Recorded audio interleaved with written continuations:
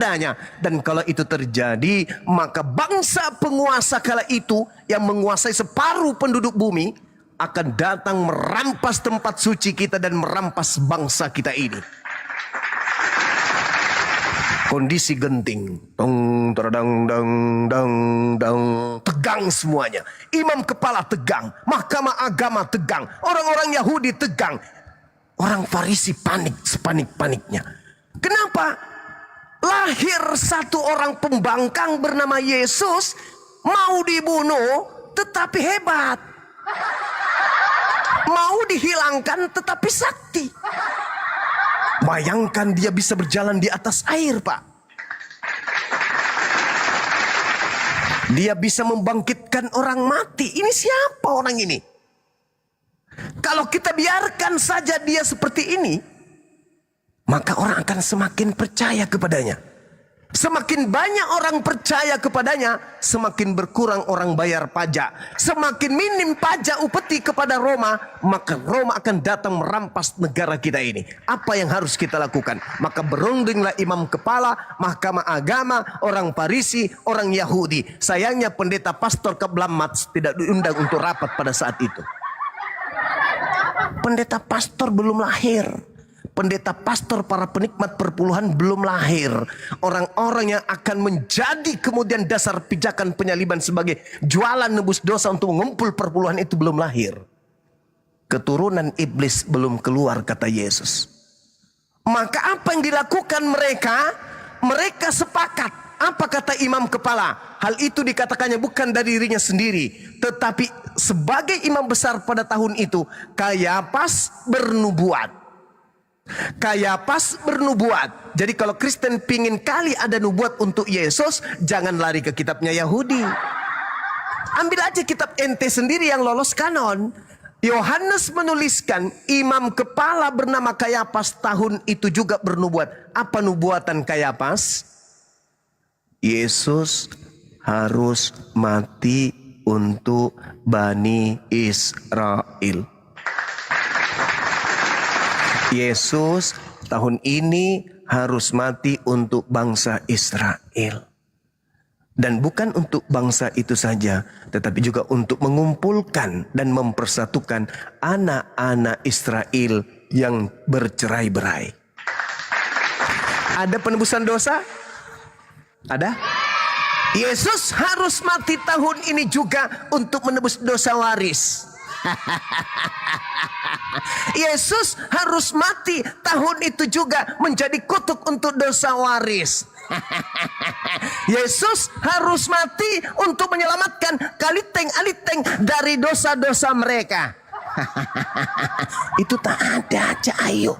Maka Al-Quran datang, wa kaulihim, kami hukum mereka dengan ucapan mereka yang salah konsep. Hari itu juga kemudian mereka sepakat untuk membunuh Yesus. Karena Yesus harus mati untuk bangsa kita. Kalau Yesus tidak kita bunuh, maka bangsa kita akan dirampas oleh penjajah Roma. Data di 53-nya, mulai hari itu mereka sepakat untuk membunuh Yesus. Apa yang melatar belakangi pembunuhan? Dosa waris. Apa yang melatar belakangi? Kutukan dosa di Gan Eden. Bullshit. Penipu kalian. Pembohong kalian. 2000 tahun kalian mengentaskan kebodohan di atas bumi ini. Dengan menjual salib kepada orang-orang yang tidak pernah belajar Bible. Sedangkan Bible sendiri menorehkan dasar pijakan pembunuhan terhadap Yesus itu murni karena faktor politik. Al-Quran datang mengurai kebenaran itu. Wa qaulihim inna qatalnal masiha Isa bin Maryam Rasulullah.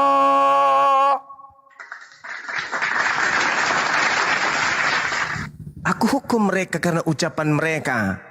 Karena mereka mengatakan yang mereka bunuh itu adalah Nabi Isa alaihi salam.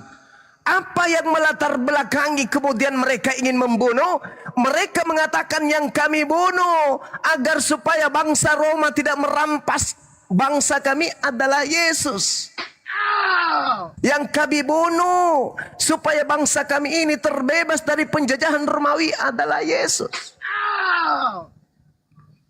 Itu yang dijawab oleh Allah itu.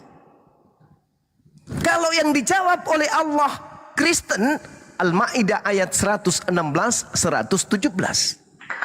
Itu dibahas Kristen. Wa isqalallahu ya Isa bin Maryam anta qulta linnas tahizuni wa ummi ilahaini min dunillah. Apakah engkau yang mengajarkan Kristen untuk menuhankan dirimu selain daripada aku? Itu baru bahas Kristen. Kalau bahas penyaliban, bahas Yahudi. Tak ada hubungannya dengan Kristen. Kristen itu penumpang gelap yang kemudian mengangkat Kristus menjadi Tuhan demi dosa waris. Padahal penyaliban bukan karena dosa waris. Penyaliban karena faktor ekonomi. Mulai hari itu, Yesus tidak lagi tampil di depan umum, melainkan Yesus berangkat ke sebuah daerah dekat padang gurun bernama Efraim. Di sanalah ia tinggal bersama dengan murid-muridnya, sembunyi dari penangkapan Yahudi dan Romawi. 10 tahun, 20 tahun, 30 tahun, 1 abad, 2 abad, 3 abad muncul konsep pagan. Yesus mati untuk dosa waris.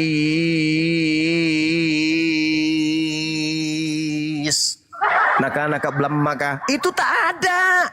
Yesus ingin dibunuh karena faktor ekonomi, politik, cahayu. Makanya ketika mereka ingin membunuh Yesus karena unsur politik, karena unsur kemudian ekonomi, Allah menyelamatkan nabinya. Makanya di dalam Amsal 21 nomor 18, orang fasik dipakai sebagai tebusan bagi orang benar dan pengkhianat sebagai ganti orang jujur. Ketika kemudian orang Yahudi ingin membunuh Yesus dan Yesus bersembunyi, mereka kemudian menemui seorang pengkhianat bernama Yudas supaya menemukan Yesus agar Yesus dibunuh untuk menyelamatkan mereka dari tekanan Roma, bukan dari dosa waris. Cahayu itu karangan paganisme, sabar. Jadi Amsal 21 nomor 18 ini kata Yesus sendiri. Dalam Lukas 24 nomor 44 harus terjadi seluruhnya apa yang tertulis tentang aku di kitab Amsal. Itu kata Yesus. Saya ulang, kata Yesus, harus terjadi apa yang telah dituliskan tentang aku di kitab Amsal. Lukas 24 nomor 44. Apa yang tertulis tentang aku di Amsal? Orang fasik Yudas dipakai sebagai tebusan bagi orang benar Yesus, dan pengkhianat Yudas sebagai ganti Yesus orang jujur. Jadi kalau orang keblamats tidak akan pernah bisa paham data dalam Bible. Itu yang Anda tanya tentang Al-Quran. Kenapa Al-Quran melakukan penggantian? Karena orang Yahudi ingin membunuhnya karena mereka sepakat membunuh orang yang melakukan mukjizat demi untuk keangkara murkaan dan keserakahan duniawi. Bukan karena dosa waris, cahayu. Kristen itu penumpang gelap yang bikin cerita sendiri yang tak ada pangkal ujungnya kepada pengajaran Yesus. Yesus mengajarkan kepada murid-muridnya ya dalam Matius 8:4, perlihatkan diri kalian kepada imam dan lakukanlah persembahan-persembahan yang diperintahkan oleh Nabi Musa kepada kalian. Apa itu? Hewan ternak, bukan manusia apalagi Tuhan. Demikian saudara, maaf kepanjangan, silakan. Ya, oke Bang Suma, saya respon sedikit. Ya betul sih, memang itu peristiwa kejahatan ya. Apa yang terjadi kepada Yesus itu peristiwa kejahatan. Memben sesama saja sudah jahat, apalagi memben anak Tuhan, kan begitu ya. Sudah jahatnya luar biasa itu. Betul sekali, itu peristiwa kejahatan. Tetapi kenapa orang Kristen kemudian masih tetap percaya dan itu benar-benar terjadi? Karena di Alkitab sendiri memang Tuhan itu punya polanya sendiri ya. Jadi ada pola yang sering dilakukan oleh Tuhan. Kadang-kadang manusia merencanakan kejahatan, tapi Tuhan itu mengubahnya jadi kebaikan. Termasuk apa yang terjadi sama Kristus. Manusia betul rencananya adalah rencana jahat. Tetapi Tuhan sendirilah yang mengubahnya sebagai berkat atau anugerah. Dengan pemberitaan yang ada di Perjanjian Baru sebagai penebusan dosa itu bukan dari perjanjian ini ya. Maksudnya di Perjanjian Baru berdasarkan klaimnya Yesus sendiri. Bahwa memang dia harus menyerahkan nyawanya, harus menderita, wafat, dan bangkit.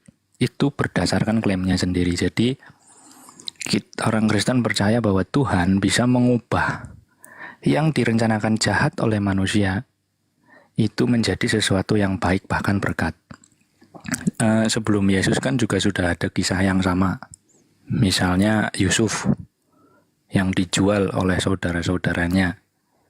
Tapi Tuhan memimpin Yusuf dan Yusuf justru jadi penyelamat bagi waktu itu dari kelaparan ya Yusuf ya. Di kisah di Kejadian itu saya nggak begitu hafal, cuman ada peristiwa dengan pola yang sama. Yusuf itu dijahati sama saudaranya, dijual, tetapi Tuhan malah memimpin Yusuf menjadi penyelamat bagi bangsa yang waktu itu kelaparan.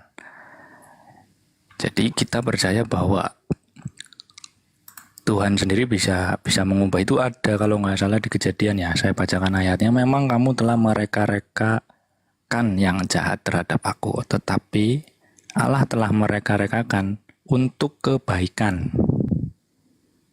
Jadi kita percaya bahwa Tuhan bisa mengubah itu, sehingga apa yang harus dialami Yesus tentang penyaliban atau tentang penderitaannya yang sebelumnya sudah diceritakan oleh Yesus sendiri. Anak manusia harus mati, aku datang bukan untuk melayani, untuk dilayani, melainkan untuk melayani dan menyerahkan nyawa. Kemudian gembala yang baik adalah gembala yang menyerahkan nyawanya untuk domba-dombanya. Berdasarkan cerita-cerita itu sebelum peristiwa penyaliban, makanya orang Kristen juga semakin percaya bahwa peristiwa penyaliban itu benar-benar terjadi. Makanya tadi saya bertanya ke Bang Suma, kenapa di dalam Islam justru Isa digantikan dengan orang lain? Bukankah Allahnya adalah Allah yang sama, Allah yang bisa mengubah sesuatu yang jahat menjadi kebaikan, atau menjadi berkat, atau menjadi pesan berkat. Begitu Bang Suma. Terima kasih.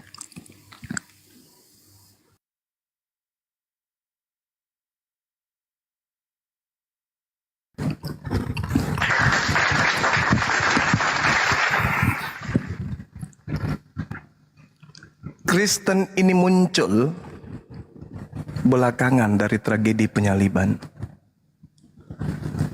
Poin apa yang ingin diusung kemudian oleh Kristen? Pertama, melantik Yesus jadi Tuhan. Maka dia harus mati bangkit untuk jadi Tuhan bagi orang Kristen. Roma 14:9. Yang kedua, dosa-dosa Kristen ingin ditebus. Seabrek doktrin dan dogma yang muncul kemudian dalam konsep Kristen, pada intinya menghantarkan semua yang ikut terlibat dan materi yang ada di dalamnya harus terkonsentrasi, harus terkonsentrasi kepada jualan-jualan iblis. Salib, seperti yang Anda katakan tadi, Tuhan bisa merubah. Siapa Tuhan yang merubah ke ini begitu? Di mana Tuhan merubahnya, di mana? Oh, Tuhan merubahnya yang tadinya ini bangun. Itu maumu. Karena iblis yang mempengaruhimu. Tidak ada itu.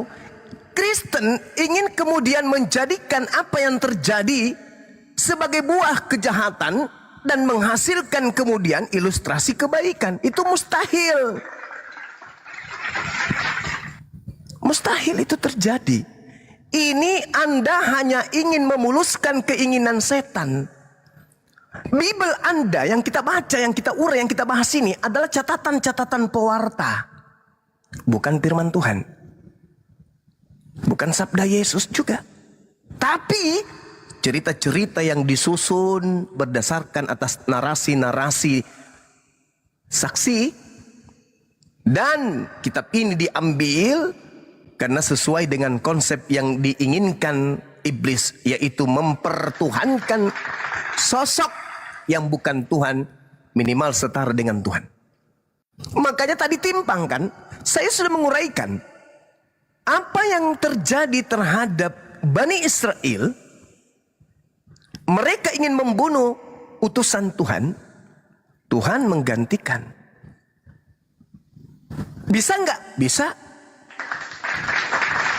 Oh, dia yang harus mati. Kenapa? Karena dia anak domba. Nah, ini Kristen ini. Kristen pasti. Ya, memang Kristen. Oh, ini harus terjadi Bang Sumang. Kenapa? Karena dia harus menebus dosa dengan jalan kutu. Oh, Kristen pasti. Yes. Antara Yahudi dan Islam, konsep Kristen tidak pakai. Konsep pagan itu. Itu konsep dewa Molok. Antara Islam dan Yahudi, penolakan Yahudi kepada Nabi Isa, menolaknya sebagai nabi, bukan menolaknya sebagai Tuhan. Terjadinya penggantian terhadap Nabi Isa bukan diganti untuk menebus dosa, enggak, tapi untuk kemudian melampiaskan kemarahan Tuhan terhadap mereka Bani Israel. Wa makaru wa makarallah wallahu khairul makirin. Baca Yesaya 1. Lengkap 1 perikop 1 bab. Artinya ketika saudara menginginkan Tuhan kemudian memutarbalikkan, oh itu nggak ada kawan. Akan menabrak semua rambu-rambu yang ada. Termasuk menabrak ajaran Yesus. Kalau dia mengatakan inilah darahku untuk menebus orang, itu konsep yang disusun demi untuk melancarkan konsentrasi iblis kepada tujuan. Apa keinginan iblis? Menyesatkan manusia. Apa ending daripada penyesatan terhadap manusia? Manusia sesat. Apa tindakan Yesus terhadap manusia sesat? Enyahlah daripadaku, kalian semua adalah pembuat kejahatan, aku tidak mengenal kalian. Apa antisipasi Yesus terhadap keadaan yang terjadi sebelumnya? Waspadalah kepada Kristus palsu yang datang kepadamu dengan memakai namaku dan berkata akulah Yesus. Dia akan menyesatkan banyak orang. Jelas itu. Maka yang terjadi hari ini adalah Kristen dengan pola yang ada menyembah makhluk yang mati terkutuk di atas salib. Padahal orang yang disalib ini adalah orang yang digayang-gayangkan untuk kemudian menjadi tumbal agar orang Roma tidak merampas bangsa Israel. Kok tiba-tiba berubah menjadi tumbal penebus dosa? Kenapa? Karena Kristen dan Yahudi adalah dua kepercayaan yang berbeda, laksana langit dan bumi. Lalu pertanyaannya, tragedi penyaliban ini ada nggak Kristen di situ? Terlibat nggak Kristen? Ada nggak hubungannya Kristen? Tak ada, Cak Ayu, tak ada.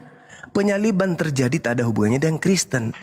Tapi iblis menjadikan penyaliban itu sebagai bahan jualan kepada pemikir-pemikir lemah agar mereka jatuh cinta dengan dosa-dosa yang mereka dihapuskan dengan darah orang yang menjadi tumbal di atas salib. Makanya bagi Yahudi salib itu simbol iblis. Bagi Kristen salib itu keselamatan. Bagi Tuhan penyaliban itu adalah kesesatan. Bagi Yesus penyaliban itu adalah karya iblis. Matius Yohanes 8 nomor 37 sampai nomor 44. Yang mau menyalib itu iblis. Yang mengkhianati sehingga terjadi penyaliban itu iblis. Yang disalib itu manusia terkutuk. Yang dikutuk itu pemakan suap. Yang makan suap itu Yudas. Maka dikatakan tadi dalam Amsal 21 nomor 18.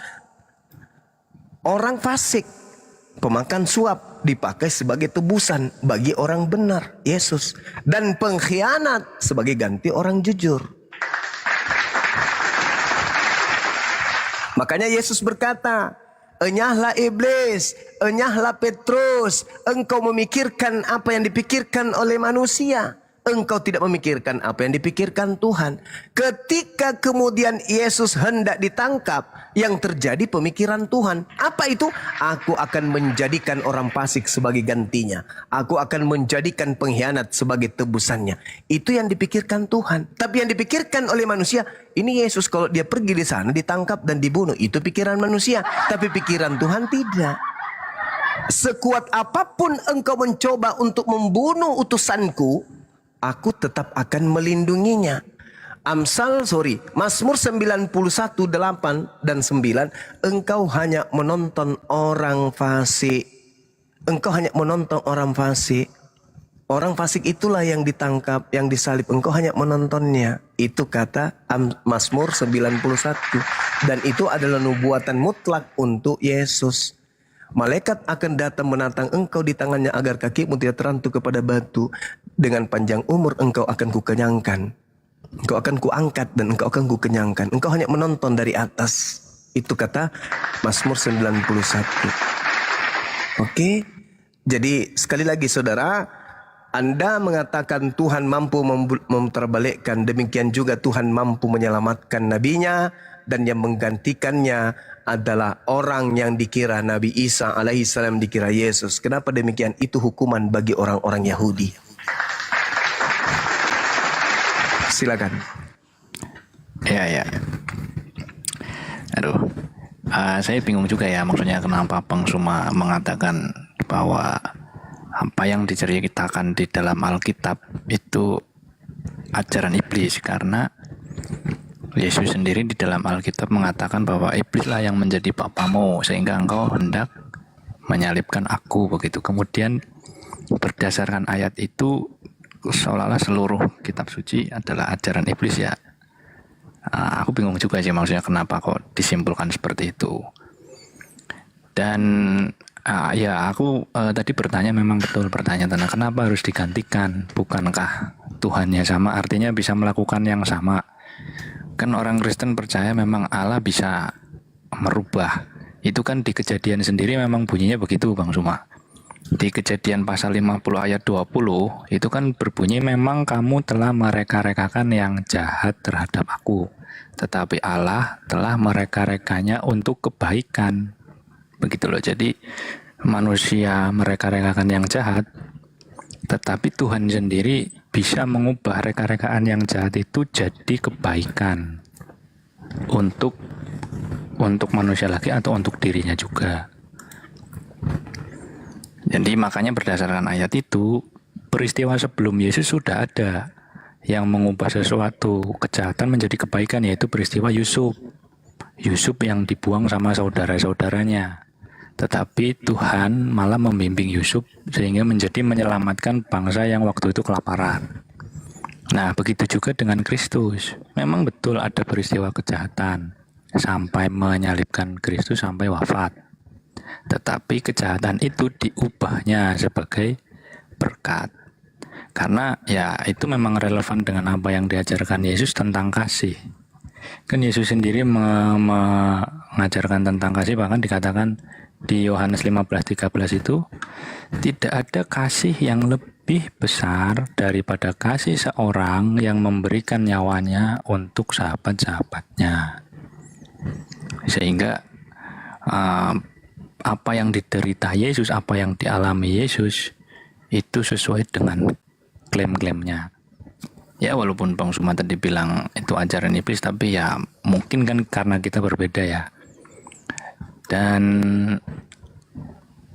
Yesus juga bilang tidak ada kasih yang lebih besar dari seorang yang memberikan nyawanya. Ini juga suatu indikasi bahwa tidak mungkinlah dia digantikan sama orang lain. Karena Yesus mengajarkan tentang kasih. Masa Yesus mengajarkan sendiri tapi malah digantikan orang lain, kan nggak lucu, maksudnya nggak konsisten gitu loh, ngajarin sendiri tapi malah melewatkan sendiri. Bahkan di ayat-ayat yang lain juga tentang gembala yang baik memberikan nyawanya, kemudian tentang anak manusia datang bukan untuk dilayani. Jadi kasih karunia itu pemberian Tuhan, memang yang tidak layak diterima oleh kita. tapi dia berikan karena kasihnya. Sehingga kita memaknai salib bukan sesuatu yang hina, justru sesuatu yang mulia. Cuman sayangnya di Islam salib sudah nggak ada lagi. Sudah berbeda. Ya jadi ya mungkin karena memang yang disebut Injil juga kan bukan Alkitab ya. Dan beda sumber. Tapi ya sudahlah. Cuman saya di sini titik beratnya gini Bang Suma. Oke lah, kita kan memang sering bahas agama ya. Cuman saya yakin bahwa misalnya nih kesalahan misalnya kesalahan Quran misalnya tidak mungkin membenarkan Alkitab. Begitu juga kesalahan Alkitab tidak serta-merta membenarkan Al-Quran gitu loh maksud saya. Artinya semuanya ini berdiri dalam kebenarannya masing-masing.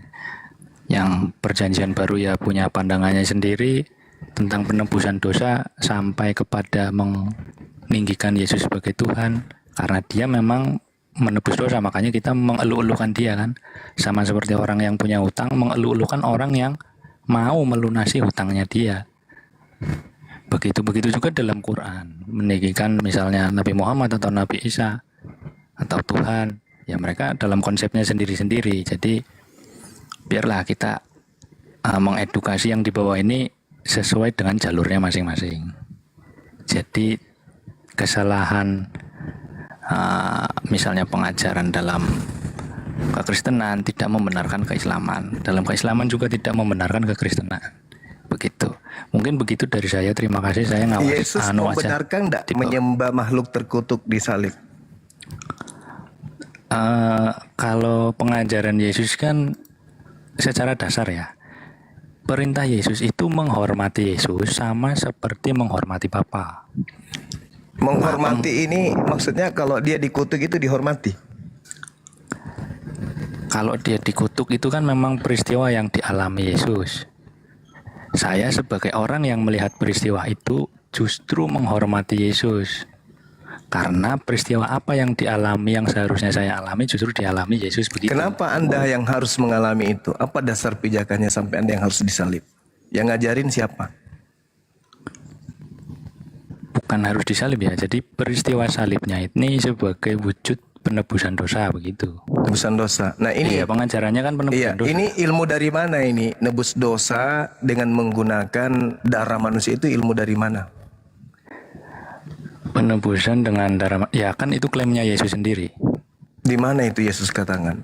Iya misalnya nih dalam perjamuan kudus, perjamuan terakhir yang paling relevan ya. Perjamuan terakhir waktu itu Yesus secara simbolik mengangkat piala berisi anggur. Anggur di situ darah betulan atau memang anggur?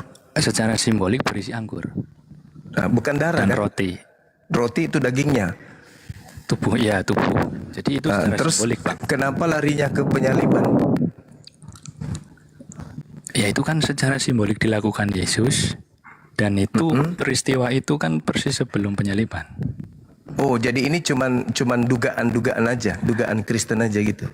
Ya, berdasarkan urutan peristiwa itu kan karena klaimnya Yesus, inilah darahku, darah yang ditumpahkan bagi kamu dan bagi semua orang demi pengampunan dosa. Ya kan, sampai kepada peristiwa penyaliban. Jadi Kristen ini sekarang sudah tak ada dosa karena sudah ditebus. Ya, itu kasih karunia yang diberikan. Kalau kita iya, maksudku tak ada lagi dosanya Kristen ini. Itu perjalanan, Bang. Soal maksudnya? ada dan tidak itu kan menuju pertobatan secara Loh. Kenapa bertobat lagi? Tadi darah Yesus katanya untuk nebus dosa-dosa semua orang. Iya. Terus? Ya. Jadi buktinya orang itu menerima kasih karunia itu adalah hidup baru, meninggalkan hidup yang lama. Hidup baru itu maksudnya? Hidup baru itu hidup sesuai dengan perintah Kristus atau mengikuti teladan Kristus. Apa? Nyembah Yesus gitu. Itu teladan Yesus. Tidak. Menuhankan makhluk yang dikutuk itu teladan Yesus. Tidak. Esensinya itu hanya kasih kepada Tuhan dan kasih kepada sesama. Kasih kepada Tuhan itu kan mentaati perintah-perintah Tuhan. Iya betul. Nah, ada nggak perintah Tuhan untuk menyembah kepada makhluk yang terkutuk? Lah saya mengikuti perintah Yesus untuk menghormati Yesus sama seperti menghormati Bapa. Ya, menghormati Yesus itu menyembahnya gitu maksudnya. Ya, karena penghormatan tertinggi kepada Bapa itu sampai kepada mengakui Bapa sebagai Tuhan. Oh, Kan begitu. sehingga Anda pun kemudian menganggap Yesus ini harus dihormati seperti hormat kepada Tuhan. Iya, sama aja. Meskipun dia bukan Tuhan. Ya, dia fisiknya manusia, betul. Ya, jadi meskipun dia bukan Tuhan, Anda melantiknya setara dengan Tuhan karena Anda menghormatinya gitu. Iya, seperti perintahnya Yesus sendiri. Kan? Oh, iya. Jadi pada kesimpulan ini, Anda menghormati Yesus sehingga Anda menganggap dia itu adalah Tuhan meskipun Yesus yang dimaksud di sini hanyalah sebagai utusan. Kata Yesus, hidup kekal itu adalah mengenal dia sebagai utusan saja. Tapi Anda justru mengenal Kristus sebagai Tuhan. Yang mati di atas salib ini kan yang Anda maksud? Iya. Sama enggak dengan Yesus yang datang ke tengah-tengah Bani Israel? Sama. Anda bisa buktikan bahwasanya ketika Yesus berkata bahwa engkau tidak akan pergi ke tempat aku pergi. Dan Yesus juga berkata bahwasanya aku harus pergi sesuai dengan apa yang tertulis tentang aku. Dalam perjanjian lama. Iya, yang di dalam perjanjian lama dong. Karena Yesus mengatakan harus sesuai dengan perjanjian lama tentang kepergiannya. Nah, ada nggak di dalam perjanjian lama dituliskan mati lalu bangkit hari ketiga, ada nggak? Secara tersurat persis atau eksplisit sih tidak ada. Lalu? Karena ya kan Yesus hanya bilang segala yang tertulis tentang Mesias harus digenapi, tetapi tidak disebutkan maksudnya yang mana. Jadi selama ini ya, Mesias mati dan bangkit hari ketiga ada nggak tertulis? Mesias mati ya nggak ada secara eksplisit seperti itu, Bang. Ya nggak ada. Sedangkan Yesus mengatakan aku harus pergi sesuai dengan yang tertulis tentang aku. Di perjanjian lama tidak ada yang sama persis. Yang tertulis harus tertulis kata Yesus. Iya nggak ada. Matius 26 nomor berapa itu? Nomor 24. Harus ada yang sama persis nggak ada. Nah, sedangkan Yesus mengatakan itu. Bagaimana dong? Matius 24-nya dia mengatakan itu. Iya betul itu betul. Nah, kalau tidak ada tertulis mati dan bangkit pada hari ketiga, lalu ini konsep dari mana? Justru saya curiga sesuai dengan angkatan jahat minta tanda dan sesuai dengan pengakuan Yesus bahwa iblis akan dilemparkan keluar, maka yang keluar dari kubur ini bukan Yesusnya.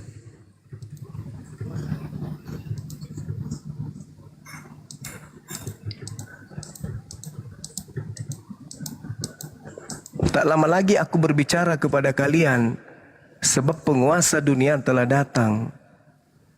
Dan penguasa dunia yaitu iblis dilemparkan keluar. Dilemparkan keluar dari mana? Dari kubur. Yesus kebetulan mengatakan bahwasanya angkatan jahat tandanya adalah anak manusia keluar dari kubur.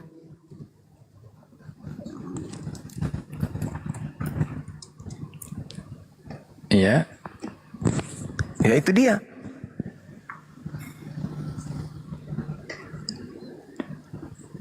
Sorry. Mungkin diperjelas lagi Bang. Maksudnya angkatan jahat, ya memang betul. Angkatan jahat ini minta satu tanda dan tidak akan diberikan satu tanda apapun selain tanda Yunus. Sebab Yunus 3 hari 3 malam di perut bumi, demikian juga anak manusia 3 hari 3 malam di perut bumi. Anak manusia, Yudas juga anak manusia kan? Iya, waktu itu lawan bicaranya kan orang Farisi. Farisi. Yes. Iya, berarti untuk orang Farisi itu. Iya. Kan Paulus orang mana? Paulus Farisi. Nah, yang mengajarkan bangkit hari ketiga siapa selain Paulus? Ya, Yesus sendiri dan Paulus. Di mana Yesus mengajarkan dia bangkit pada hari ketiga? Ya, di Lukas. Perjanjian Baru, ya selain dari surat Paulus toh. Ya, Matius, Markus, Lukas, Yohanes. Tidak ada di Matius. Di Lukas 24 nomor 36. Tapi di situ Lukas mengatakan Yesus berkata, harus tergenapi apa yang tertulis tentang dia di dalam kitab Taurat, yaitu dia bangkit pada hari ketiga. Nah, yang itu yang enggak ada. Sampai pendeta bertelur mencari datanya di kitab Taurat bangkit hari ketiga itu tidak akan pernah ditemukan. Berarti pengajaran Farisi hanya datang kepada Paulus bangkit pada hari ketiga. Yesus tak mengajarkan. Tapi Lukas mencoba menuduh Yesus mengajarkan itu padahal tak ada. Anda cari tak akan pernah Anda temukan. Berarti murni yang mengajarkan itu hanya Paulus. Paulus seorang Farisi. Tanda orang Farisi adalah bangkit pada hari ketiga. Inilah yang menjadi jualan Paulus, andalan Paulus. Produk andalan Paulus yang dijual kepada non-Yahudi adalah bangkit pada hari ketiga. Waspadalah kepada orang Farisi. Ini yang Anda kemudian sangkakan. Nah, sehingga saya katakan tadi bahwa Bible ini adalah sebuah cerita-cerita yang disusun untuk menguatkan konsentrasi iblis agar manusia menuhankan Kristus. Kalau Kristus ini bukan kemudian Yesus, maka saya katakan Anda menyembah iblis. Apakah Yesus pernah membuatkan Kristus palsu? Pernah. Apakah yang mati di salib terkutuk ini adalah Kristus? Iya. Apakah Yesus anak Maria ini pantas dan wajar untuk dikutuk? Tidak. Lalu yang dikutuk siapa? Iblis. Ada enggak iblis bergelar Kristus? Matius 24 nomor 24. Penyesat. Kristus palsu. Lukas 21 nomor 8. Matius 24 nomor 4 nomor 5. Apa buktinya bahwa yang keluar dari kubur ini iblis? Baca Matius 24 nomor 3. Tanda apa yang menyertai, tanda mana yang menyertai guru ketika guru datang? Yesus berkata, kalau aku yang datang, langit bergemuruh, kuasa-kuasanya berguncang, matahari gelap, bulan tak bercahaya, bintang berjatuhan, aku nampak di tengah langit, manusia semua meratap di bumi, dan semua manusia akan menatap aku. Itu tanda kedatanganku. Selain itu iblis. Karena Anda mengatakan bahwa yang bangkit keluar itu adalah Yesus, maka Yesuslah yang datang ke Lukas, Yesuslah yang datang ke Markus, Yesuslah yang datang kepada Paulus, Yesuslah yang datang kepada penulis Wahyu di Pulau Patmos. Kenapa? Karena Anda sudah terlanjur mengatakan Yesus keluar dari kubur. Padahal yang keluar dari kubur itu adalah simbol angkatan jahat. Anda baca Yohanes 12:31, tidak lama lagi aku berkata-kata kepadamu, sebab penguasa dunia telah datang dan dilemparkan keluar. Dari mana? Dari kubur. Kok bisa? Yes, baca Yesaya 14 nomor 12, 13, 14, 15. Engkau hendak menyamai Tuhan, engkau hendak naik ke atas awan-awan menyamai Tuhan. Akan tetapi sebaliknya justru ke alam kuburlah engkau akan dilemparkan. Dilemparkan ke alam kubur. Iblisnya ada di alam kubur. Yesus kemudian berkata, angkatan jahat ini tidak akan diberikan satu tanda kecuali anak manusia keluar dari kubur. Yesus berkata, iblis dilemparkan dari keluar. Keluar dari mana? Tidak mungkin keluar dari surga. Karena dari surga sudah selesai. Dari Gan Eden sudah selesai. Satu-satunya keluar itu adalah keluar dari kubur. Setelah keluar dari kubur, barulah muncul agama di atas muka bumi ini mengajarkan makhluk terkutuk menjadi Tuhan. Orang keluar dari kubur jadi Tuhan. Makanya Yesus mengatakan waspadalah. Ya, tapi itu kan tanda Yunus kan tanda untuk yang tidak percaya, Bang. Iya, betul. Tidak percaya kepada siapa? Kepada pengajaran Yesus. Ya, tidak percaya tentang peristiwa Yesus. Oh, tanda enggak. Yunus ini. Oh, bukan. Bukan begitu. Coba Anda baca Lukas 24 nomor 9 sampai nomor 12. Apakah ke-11 murid Yesus percaya? Enggak. Malah mereka tak tahu sama sekali. Ini ada apa? Kok bisa? Bukannya guru kami sudah mati kata kalian? Kenapa mereka nggak tahu tentang gurunya? Karena pada saat penangkapan seluruh muridnya lari meninggalkan Yesus. Markus 14 nomor 50. Semua murid Yesus lari meninggalkan Yesus. Jadi yang mereka tahu, guru kita sudah dibunuh, udah selesai. Innalillahi wa inna ilaihi rajiun. Yang petani kembali bertani, nelayan kembali nelayan, yang menjadi dokter kembali jadi dokter, yang dosen kembali dosen, penari latar kembali kepada penari latar. Kehilangan guru sudah. Datanglah perempuan-perempuan ini melapor. Ya, Petrus dan kawan-kawan, kenapa? Gurumu yang dibunuh itu, ada apa? Hilang loh jasadnya dikubur. Ada aja, mana mungkin. Tidak mungkin, masa ada orang mati hilang jasadnya jalan. Iya, betul. Ke-11 murid Yesus mendengarkan itu, menganggap berita itu adalah omong kosong belaka, dan menganggap itu adalah sesuatu yang tidak pantas untuk dipercaya. Meskipun demikian, nomor 12-nya, Petrus pagi-pagi buta menuju ke kuburan yang dimaksud dan menemukan hanya ada kain kafan. Lalu Petrus berkata dalam hatinya, apa yang sedang terjadi ya? Kalau mereka sudah diajarkan aku akan bangkit pada hari ketiga, nggak mungkin mereka nggak percaya. Gurumu bangkit loh. Yes. Memang beliau sudah ajarkan ke kita. Berlarianlah mereka manggil, guru, aku rindu. Di mana kau berada? Apa yang terjadi? Malah nggak percaya. Malah Petrus bertanya, apa yang sedang terjadi ya? Ada apa ya? Kok bisa kayak gini? Mana mayatnya? Katanya udah mati. Tapi kan kami nggak hadir pada saat pembunuhan, penangkapan dan seterusnya. Malah yang ku tengok itu, ya aku malah dinubuatkan untuk menyangkali. Ternyata memang bukan dia, makanya aku menyangkalinya. Apakah dia gurumu? Bukan. Engkau akan menyangkali aku tiap kali sebelum ayam berkokok. Memang kamu akan menyangkali aku, karena yang kamu lihat itu bukan aku. Apakah ini gurumu? Bukan. Kau menyangkali aku. Nah, artinya bahwa ketika murid-murid ini tidak percaya, maka terjadi dua kubu. Siapa yang percaya? Angkatan jahat. Murid-murid percaya enggak? Enggak. Sekarang pengikut Kristen, yang diikuti Kristen murid atau yang lain? Angkatan jahat. Angkatan jahat. Makanya kebangkitan Yesus sebagai Tuhan hanya menjadi cerita dongeng bagi Yahudi. Tapi cerita kebenaran dan keselamatan bagi Kristen. Itu. Bang Suma, saya mau tanya. Silakan. Kenapa Bang Suma mengatakan para murid tidak menerima? Sedangkan informasi di perjanjian baru sendiri, para murid kan menerima. Yang mana peristiwa diterima? Penyaliban, kebangkitan, kenampakan. Ya, di mana? Bahkan sampai disuruh mencucukkan jarinya. Oke. Kan Saya artinya jawab. kan Boleh saya jawab? diterima itu. Boleh saya jawab? Ya, oke. Lukas 24 nomor 37. Nomor 36-nya tiba-tiba ada makhluk datang. Shalom alaihim. Wow, kaget murid-murid. Mereka kaget dan ketakutan sebab mengira melihat hantu. Itu dulu yang Anda harus pahami. Kenapa mereka mengira hantu? Bukankah mereka sudah diajarin akan bangkit pada hari ketiga? Justru karena tidak diajarin, yang ada dalam benak mereka, guru kami mati. Ingat pesan Yesus, waspadalah kepada penyesat yang akan datang kepadamu dengan memakai namaku dan berkata, akulah Kristus. Dia akan melakukan mujizat.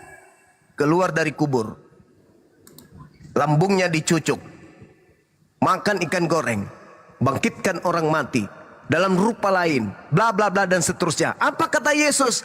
Dia akan menyesatkan orang pilihan. Siapa orang pilihan? Baca Yohanes 6 nomor 70. Bukankah aku yang memilih engkau yang 12? Mereka adalah orang pilihan. Dia, Kristus palsu, juga akan menyesatkan orang pilihan. Jadi kalau Anda mengatakan, kenapa muridnya percaya? Hei, bukankah Yesus mengatakan orang pilihan pun akan disesatkan oleh Kristus palsu ini? Jadi ketika Anda ditorehkan di dalam Matius 28, Yesus berkata kepada mereka, kepadaku telah diberi kuasa. Ingat, yang berkata ini bukan lagi Yesus. Itu adalah orang yang keluar dari kubur. Orang yang keluar dari kubur ini mampu menyesatkan orang-orang pilihan juga. Makanya Yesus berpesan kepada ke-12 muridnya agar waspada kepada Yesus palsu. Karena mereka adalah menjadi sasaran empuk dari iblis. Saudara, Anda baca Lukas 4 nomor 6. Endingnya di nomor 13. Apa kata narasi yang ada di Lukas? Iblis mundur dari mencoba Yesus dan menunggu waktu yang baik. Maksudnya apa tuh? Iblis menunggu waktu yang baik. Maksudnya apa? Pada saat mereka semua terdoktrin untuk membunuh Yesus, maka saat itulah iblis bekerja. Inilah waktu yang tepat. Yesus diangkat oleh Tuhannya, maka penggantinya lah yang kemudian diobok-obok oleh iblis. Inilah waktu yang tepatnya. Iblis berkata kepada Yesus, Yesus, aku berkuasa memberikan kuasa di bumi ini. Dan aku berkuasa memberikan kepada siapapun yang aku kehendaki. Iblis mau memberikan itu kepada Yesus. Yesus menolak. Ada yang menerimanya. Siapa? Yang menggantikannya di salib. Itulah yang keluar dari kubur dan berkata, kepadaku telah diberi kuasa. Siapa yang memberikan? Iblis yang tadinya menawarkan ke Yesus, tapi Yesus menolaknya. Dialah yang menerimanya. Kepadaku telah diberi kuasa. Pergilah ke seluruh bangsa. Pergilah seluruh dunia. Jadikan seluruh bangsa menjadi pengikutku. Itu siapa? Orang yang menerima kuasa dari iblis, di mana kuasa itu tadi ditolak oleh Yesus yang asli. Yesus, ya, kalau kau menyembahku, kenapa? Aku akan memberikan segala kuasa dan kemuliaan dunia. Sebab aku berhak memberikan kepada siapapun yang aku kehendaki. Yesus terima enggak? Enggak. Nomor 13 ya. Iblis mengakhiri pencobaan kepada Yesus dan mundur dari Yesus menunggu waktu yang baik. Kapan waktu baiknya?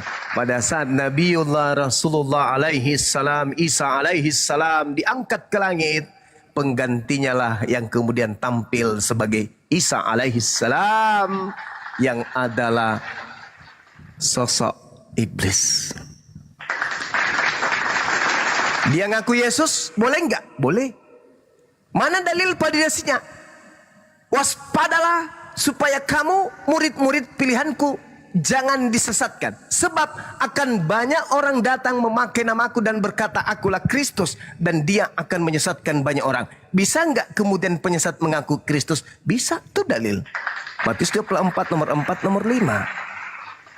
Itu dalil. Berarti iblis pun bisa mengaku Yesus. Mumpung Yesus sudah diangkat ke langit, kesempatan iblis mengaku Yesus. Hai, sini. Aku Yesus. Makanya di dalam Markus 16 nomor 12, Yesus menampakkan diri kepada kedua muridnya dalam rupa yang lain. Yesus diceritakan muncul tapi rupa yang lain. Artinya apa? Iblis. Maria pun tak mengenal anaknya, mustahile. Maria muridnya yang meminyaki, yang mengurapi, yang mencium Yesus pun tak mengenal muridnya, mustahile. Siapa yang engkau cari? Yesus dari Nazaret, akulah dia. Cerita. Maria datang ke kubur. Wahai ibu, siapa yang engkau cari? Aku mencari mayat Tuhanku. Apakah engkau melihatnya? Ternyata yang ditemani bicara ini sudah Yesus, tapi dalam bentuk lain. Makanya di dalam kitab saudara, malaikat pun, iblis pun bisa menyamar menjadi malaikat terang. Yang datang di kuburan siapa? Malaikat terang katanya. Boleh nggak iblis melakukan hal itu? Boleh. Makanya Yesus mengatakan, waspadalah kepada penyesat yang datang kepadamu dengan memakai nama Kristus. Dia akan menyesatkan banyak orang. Mana orang banyak yang disesatkan oleh Kristus palsu itu? Pasti ada gelarnya. Pengikut Kristus palsu ini pasti ada gelarnya. Dan pasti banyak. Kalau Yesus itu betul dalam perkataannya, maka itu harus terbukti. Sekarang, mari kita buktikan. Mana orang banyak pengikut Kristus palsu ini? Satu-satunya kandidat hanya Kristen. Tak ada lagi yang lain. Kalau bukan Kristen berarti Yesus bohong. Kalau Yesus tidak bohong berarti Kristenlah kandidat itu. Kalau Kristen benar berarti kalau Yesus benar, Kristenlah kandidatnya. Tapi kalau Kristus tidak benar, Yesus tidak benar, berarti Yesus pembohong. Tidak pantas kemudian dijadikan sebagai junjungan. Dia pembohong. Ternyata tidak ada orang banyak yang disesatkan Kristus. Karena Kristen ini bukan pengikut Kristus palsu. Lalu mana? Tidak ada. Berarti Yesus itu pembohong. Nah, mana yang benar? Yesusnya yang pembohong atau Yesusnya orang benar dan Kristenlah pengikut Yesus Kristus palsu tersebut? Maju kena, mundur kena. Ya Bang Suman, cuman ya gimana ya, soalnya di Alkitab itu memang tidak diceritakan ada penggantian. Walaupun misalnya ada cerita bisa merubah, tapi tidak dalam acara untuk menggantikan Yesus sendiri, begitu loh. Jadi cerita tentang menggantikan karena tidak tertulis di Alkitab, jadi ya tidak kita ikuti. Dalam Perjanjian Baru kan nggak ada seperti itu. Ada Bang. Ada. Ketika kemudian Yesus dicobai iblis di padang gurun, ada tertulis tentang engkau. Malaikat akan diutus oleh dia untuk menatang engkau di kakimu agar kakimu tidak terantuk kepada batu. Batu, ya. Ya, ada. Ada nggak itu tertulis? Ada. Di mana? Mazmur 91. Berarti yang tertulis di Mazmur 91 itu untuk Yesus. Nah, kalau itu untuk Yesus, berarti Yesus hanya menonton orang fasik yang menggantikan dia. Itu kan waktu iblis mencoba itu kan benar-benar disuruh loncat, Bang. Iya, tapi Yesus nggak mau. Iya, itu maksudnya, itu benar-benar disuruh loncat gitu. Iya, karena ingin diuji. Kemudian makanya iblis mengatakan, ada tertulis tentang engkau. Jika engkau adalah anak Tuhan, jatuhkan dirimu ke bawah. Sebab dia akan mengutus malaikat untuk menatang engkau di tangannya agar kakimu tidak terantuk kepada batu. Andai saja Yesus pada saat itu meloncat ke bawah, percaya enggak saudara bro admin kalau malaikat akan datang menyelamatkan Yesus? Ya itu firman Tuhannya begitu. Percaya enggak? Ya harus percaya. Alhamdulillahirrabbilalamin. Jadi ketika Yesus ingin dibunuh, percaya enggak iblis gagal? Dan Tuhan akan mengutus malaikatnya mengangkat Yesus ke langit agar kakinya tidak terantuk kena paku. Ini bertentangan toh, Bang? Apanya yang bertentangan? Kan gini, Bang Suma kan juga pernah mengatakan yang membunuh itu adalah perintah iblis. Yes. Ya kan, tetapi di sini Bang Sumo mengatakan iblis sendiri memerintahkan itu iblis sendiri tahu kalau akan diselamatkan gitu loh. Maksudnya kan ini bertentangan. Saudara, ini. Jadi, di dalam Mazmur 91 ini tertulis tentang Yesus, malapetaka tidak akan menimpa kamu dan tulah tidak akan mendekati kepada kemahmu. Sebab malaikat-malaikatnya akan diperintahkannya kepadamu untuk menjaga engkau di segala jalanmu, sehingga dia malaikat akan menatang engkau di tangannya agar kakimu tidak terantuk kepada batu. Anda sendiri menjawab, andai saat itu kemudian iblis berhasil mencobai Yesus, loncat Yesus, maka Tuhan akan mengutus kemudian malaikat untuk menatang Yesus di tangannya. Nah, ketika kemudian iblis merasuki Yudas untuk mengkhianati Yesus agar Yesus itu disalibkan, sama. Tuhan akan mengutus malaikat agar mengangkat Yesus ke langit untuk mereka enggak bunuh. Anda mundur sedikit, baca nomor 8-nya. Engkau hanya menontonnya dengan matamu sendiri dan melihat pembalasan terhadap orang fasik. Siapa orang fasik ini? Baca Amsal 17. Apa yang diterangkan di dalam Amsal 17? Nomor berapa Bang Suma? Nomor 23. Apa katanya? Orang fasik menerima suap. Siapa yang menerima suap? Yesus atau Yudas? Yudas. Apa kata Amsal 91? Engkau hanya menonton dengan matamu sendiri dan melihat pembalasan terhadap orang fasik, terhadap pemakan suap, terhadap Yudas. Dalil, Bung. Apakah Anda percaya Yesus anak Tuhan? Percaya. Dalil 91 dari kitab Mazmur itu berbicara sepenuhnya tentang anak Tuhan. Berarti ketika ada upaya kemudian untuk membunuh Yesus, jangankan membunuhnya, untuk sekedar loncat dari bukit bumbungan bait suci saja, dari gunung yang tinggi saja, Tuhan tidak izinkan. Makanya kami umat Islam sangat mencintai beliau.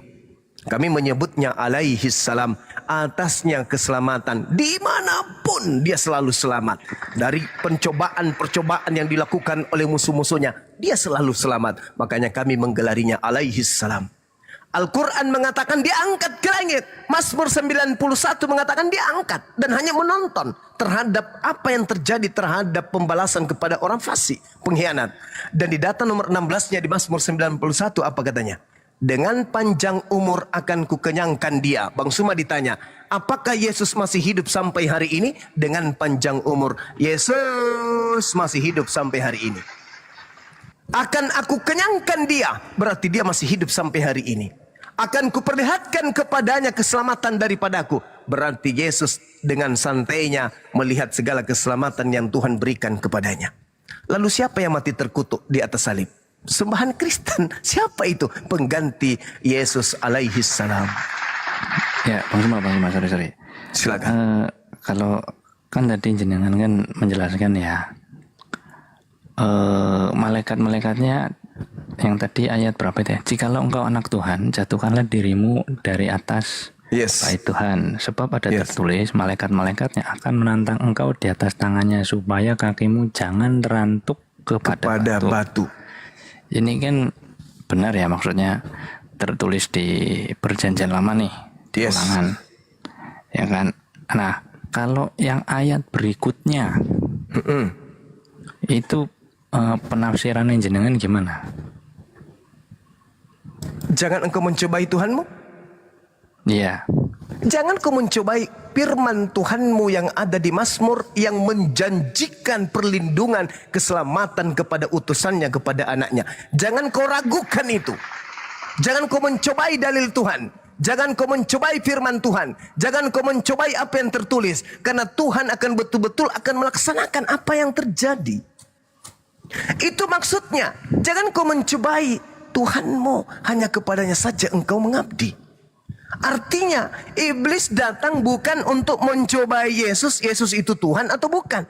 Iblis datang untuk menguji apakah betul Yesus ini anak Tuhan. Kalau dia Yesus ini anak Tuhan, ini bisa kita pakai namanya, agar orang-orang nanti melantiknya menjadi Tuhan. Itu siasat iblis.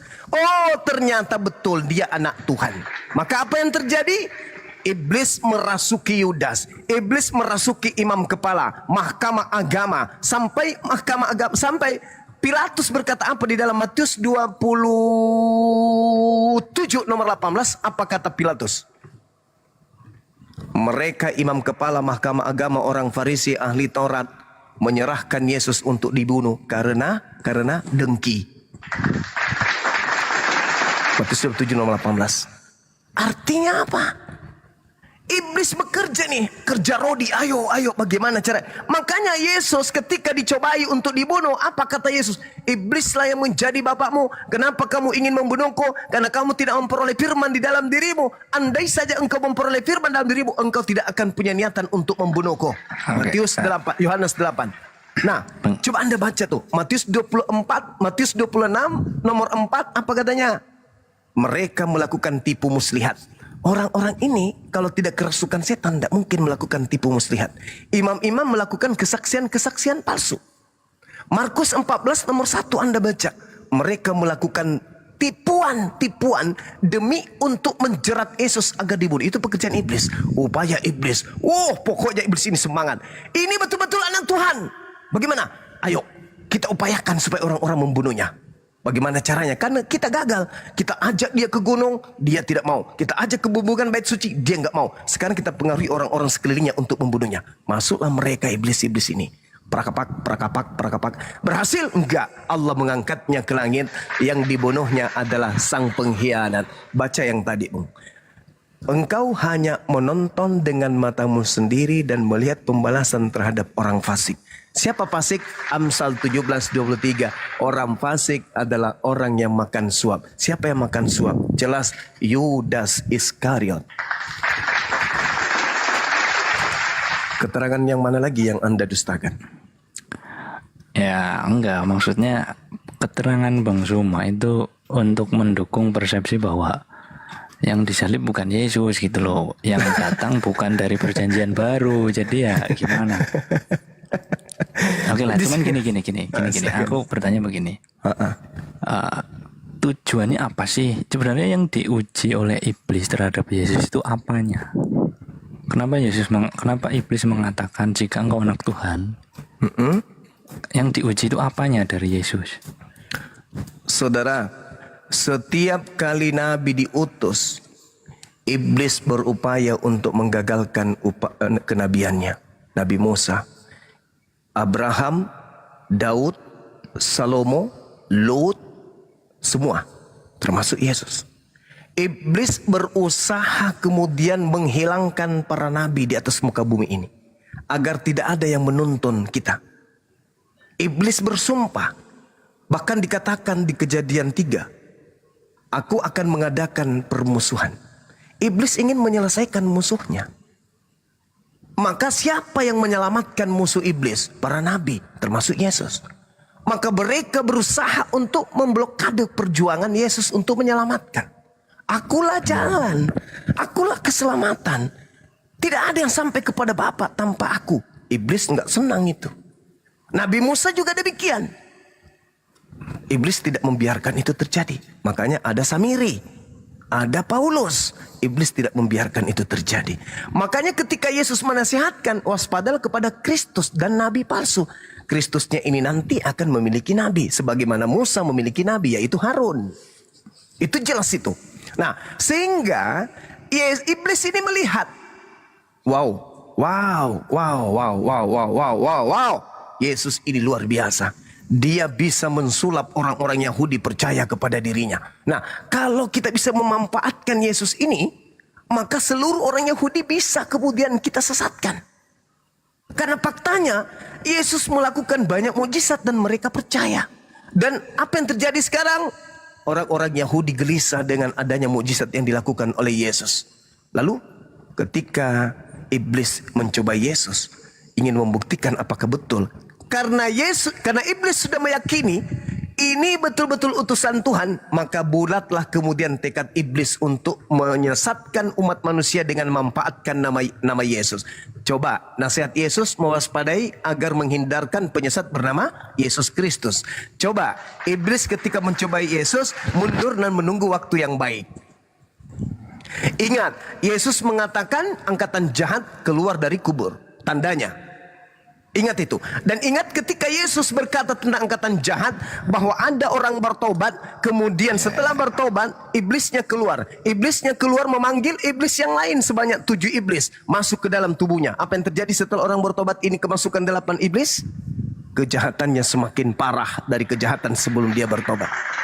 Ini terjadi terhadap angkatan jahat. Baca Matius 12 nomor 40 sampai 45. Ya, oke. Pertanyaan terakhir Bang Suma. Silakan. Aduh, mohon maaf ini. Ya, oke lah. Anggap saja begini deh. Anggap saja perjanjian baru ini mungkin ajaran iblis begitu ya. Nah, tapi mungkinkah iblis itu bisa mengajarkan misalnya begini, kasihilah Tuhan Allahmu begitu. Kasih kepada Tuhan. Mungkinkah iblis mengajarkan hal seperti itu? Bahkan iblis mengajarkan kasihlah musuhmu begitu. Atau di ayat yang lain seandainya itu dikatakan ajaran iblis, mungkinkah iblis mengajarkan untuk mengasihi sesama seperti Tuhan telah mengasihi kita, mengampuni seperti Tuhan mengampuni kita? Kira-kira mungkin nggak iblis mengajarkan seperti itu? Silahkan. Oke, baik. Di dalam Al-Quran, iblis membuat orang-orang terperdaya pengikutnya kejahatan menjadi seperti indah. Contoh, di dalam Al-Quran Al-An'am 160, Al-Isra ayat 7, Fussilat ayat 46, Al-Quran surah Al-Salsalah ayat 7-8. Nah, sekarang kita lihat pembuktiannya. Kasihilah Tuhan Elohimmu. Wah, bagus sekali ayat itu. Tetapi cakupan praktiknya apa? Nihil.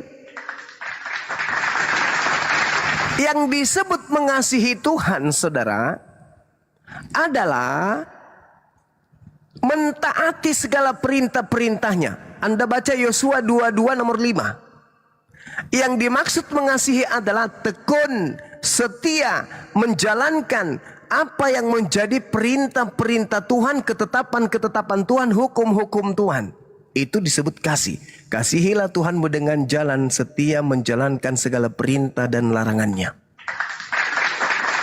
Itu setia kepada, itu kasih kepada Allah. Ulangan 11 nomor 1. Yang disebut kasih kepada Allah adalah mentaati segala perintah-perintahnya. Masuk enggak Kristen di sini? Enggak. Kenapa enggak?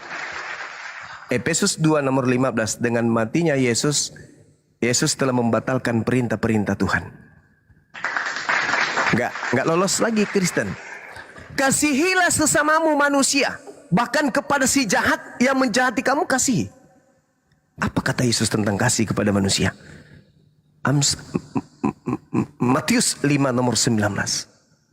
Barang siapa yang meniadakan hukum Taurat meskipun yang paling terkecil, maka dia akan menempati dan mengajarkan kepada orang lain, maka dia akan menempati tempat terhina. Akan tetapi sebaliknya, barang siapa yang tidak meniadakan hukum Taurat meskipun yang paling terkecil, lalu mengajarkan kepada orang lain sama seperti itu untuk tidak menghilangkannya, maka dia akan menempati tempat tertinggi dalam kerajaan langit. Artinya, ajaran kasih kepada Allah dan ajaran kasih kepada manusia, implementasinya adalah melaksanakan perintah-perintah Allah dan mengajarkan kepada anak-anak kita, keturunan kita, orang lain untuk melaksanakan perintah-perintah Allah. Itulah cakupan kasih kepada Allah dan kasih kepada manusia. Yang Anda praktekkan hari ini tidak mentaati perintah Allah dan mengajarkan anak-anak Anda, keturunan Anda, orang-orang di sekeliling Anda untuk meninggalkan perintah Tuhan. Dengan kata lain, Anda tidak kasih kepada Allah dan Anda tidak kasih kepada manusia. Anda justru menjerumuskan mereka. Saya lebih percaya kepada apa yang diungkapkan oleh Yesus. Jika hidup keberagamaanmu tidak lebih baik dari ahli Taurat, maka engkau tidak akan masuk ke dalam surga. Begitu juga jika engkau mengajarkan keturunanmu hidup keberagamaan tidak lebih baik dari ahli Taurat, maka engkau dan anak-anakmu tidak akan masuk surga. Apakah ajaran yang tidak memasukkan anak keturunan kita ke surga itu ajaran kasih? Sudah pasti bukan. Jadi kasih itu atiullah wa atiur rasul. Bertakwalah kepada Allah, takutlah kepada Allah, dan taatlah kepada tuntunan Nabi dan Rasul. Apa yang diajarkan oleh Yesus? Mengasihi Tuhan.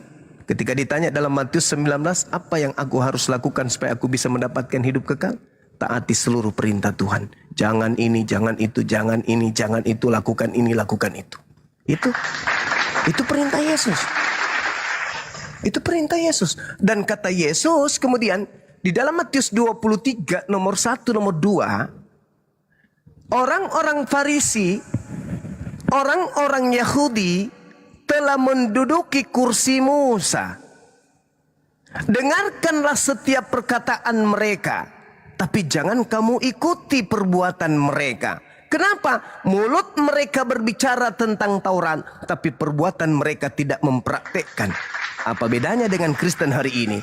Menenteng kitab Taurat, terjemahan kitab Taurat, tapi tidak mempraktekkan. Bedanya dengan orang Farisi apa? Kata Yesus, jangan kau ikuti mereka. Dengan kata lain, jangan kau menjadi Kristen. Hidup yang lebih baik dari hukum Taurat, dari orang ahli Taurat, hanya Islam. Tidak ada yang lain.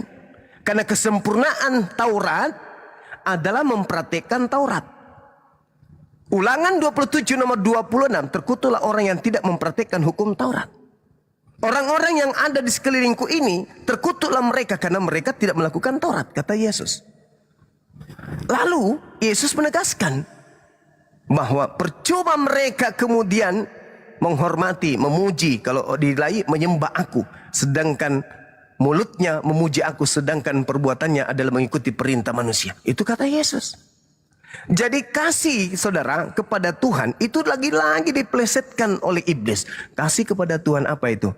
Apa? Menerima Tuhan datang dalam rupa manusia mati untuk dosa-dosa kita. Ya udah, oke lah, Bang. Jangan dipanjangin lagi ya. Jadi ya oke lah, apapun pendapatnya. Cuman ya saya sih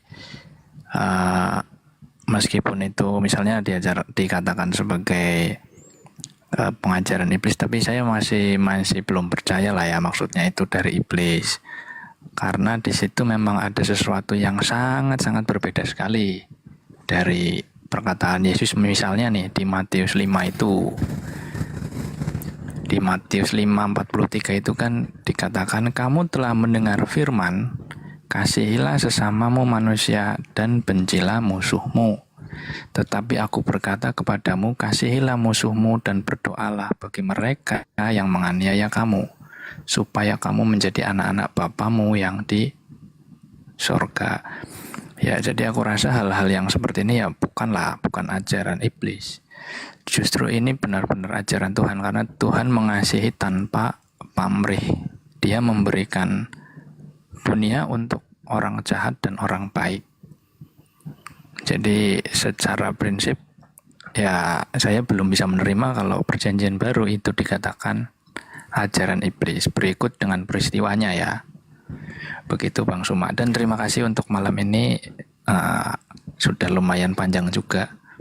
Jadi saya tak izin turun Bang Suma. Silakan. Lain waktu kita bisa sambung lagi. Terima kasih Bang ya. Baik. Bang Andi juga. Kang Tito semuanya. Selamat pagi ya. Pagi Bang. Oke teman-teman, saya tanggapi yang terakhir dari Bro Admin. Dia mencoba untuk membaca Matius 5 dengan pernyataan Yesus, kamu telah mendengarkan firman. Jadi Yesus ini telah mengutip firman Tuhan. Kasihilah sesamamu manusia dan bencilah musuhmu. Tetapi aku berkata kepadamu, kasihilah musuhmu dan berdoalah bagi mereka yang menganiaya kamu. Itu tidak salah. Itu ajaran yang baik. Itu tidak salah. Itu ajaran yang baik. Lagi pula saya katakan bahwa kitabnya orang Kristen ini itu adalah tulisan-tulisan yang dihasilkan dari hasil penyelidikan terkait ajaran Yesus dengan murid-muridnya. Hubungan Yesus dengan peristiwa-peristiwa yang ada pada masa itu. Hubungan Yesus terhadap Tuhan dan terhadap murid-muridnya. Jadi tidak semuanya salah. Kalau Yesus mengajarkan kasihilah musuhmu, berdoalah pada mereka, ya itu ajaran baik. Tapi sekiranya ajaran jahat isinya tidak ada kebaikan, nampak tidak dia baik? Tidak. Ajaran buruk supaya ketahuan baik, di dalamnya harus ada kebaikan, nampak. Kalau semuanya kejahatan, tak ada yang milih nanti.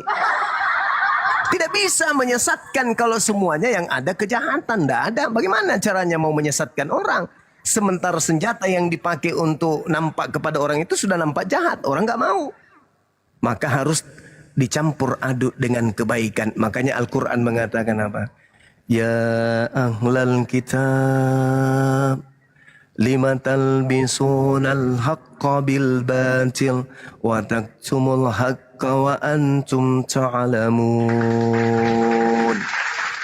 Mengapa engkau mencampur adukkan kebaikan, kebenaran dengan kejahatan, yang hak dan yang batil? Kalau tidak dicampur adukkan, maka tak ada yang bisa disesatkan. Makanya polanya kepada orang Yahudi, aku mengaku Yahudi supaya aku banyak memenangkan orang Yahudi. Kepada penganut Taurat, aku mengaku sebagai penganut Taurat sekalipun aku sendiri tidak taat kepada Taurat, supaya aku memenangkan kemudian jiwa-jiwa penganut Taurat. Ketika Paulus mengaku sebagai penganut Taurat, dia akan menampakkan kebaikan-kebaikan. Dia akan noise di sini, tendang aja orang ini. Jadi ketika Paulus menampakkan dirinya sebagai penganut Taurat, maka Paulus akan menampakkan ajaran-ajaran Taurat. Jangan engkau makan babi, karena itu haram bagimu. Bagus, Paulus ini bagus. Orang-orang Yahudi mengatakan, "Hore, Paulus bertobat." Tapi ketika kembali ke komunitasnya kemudian, babi itu semuanya halal dimakan, Cayu. Inilah yang terjadi ketika saudara Bro Admi menunjukkan, kasihilah musuhmu, berdoalah untuk dia. Tetapi aku berkata kepadamu, kasihilah musuhmu dan berdoalah bagi mereka yang menganiaya kamu. Wah, cantik. Bagus. Tapi apa isinya? Menyembah makhluk yang mati terkutuk di atas tiang salib. Wah. Ternyata itu yang ingin dijual. Sekira begitu sahabat-sahabat sekalian. Di tempat saya ini sudah pukul 2 siang.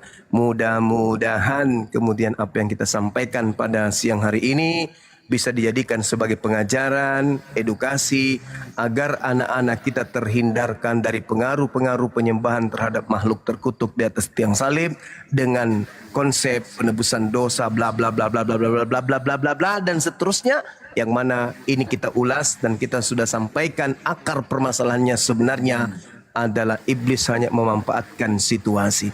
Demikian dari saya, mudah-mudahan apa yang saya sampaikan ada manfaatnya. Subhanakallahumma wa bihamdi, asyhadu an la ilaha illa anta, astaghfiruka wa atubu